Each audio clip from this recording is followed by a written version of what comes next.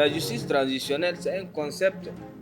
Et donc nous ici, on en parle et nous pensons que dans le cadre du dialogue national en cours, c'est un sujet qui pourrait peut-être inspirer les participants au dialogue et qui pourrait également justement aider à être exploré comme une des pistes de solutions.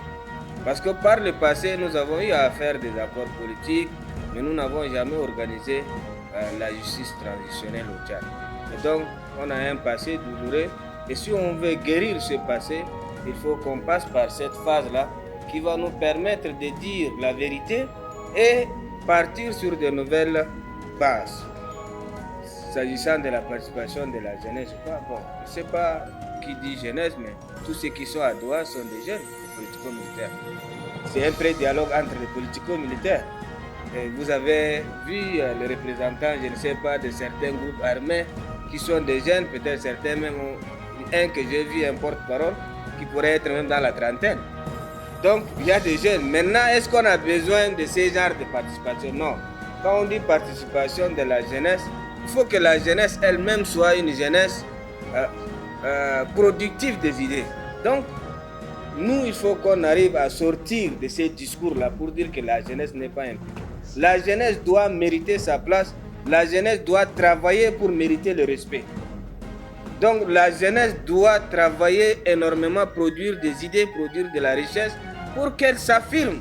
Ça fait partie des forces vives de la nation. Mais quand la jeunesse aujourd'hui est instrumentalisée, récupérée par les partis politiques, récupérée, je ne sais pas, par des groupes obscurs.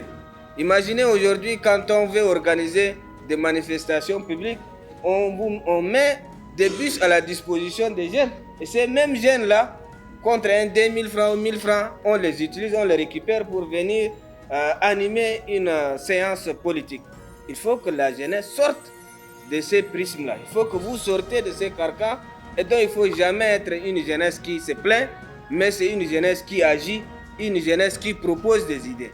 Et quand vous prenez Libre Afrique, c'est une organisation portée par des jeunes qui ont décidé de rompre avec le passé. Rompre avec le passé, ça veut dire quoi? Il faut sortir de ces mythismes-là, mais il faut proposer des idées avec de nouvelles énergies qui puissent permettre au Tchad de se relever.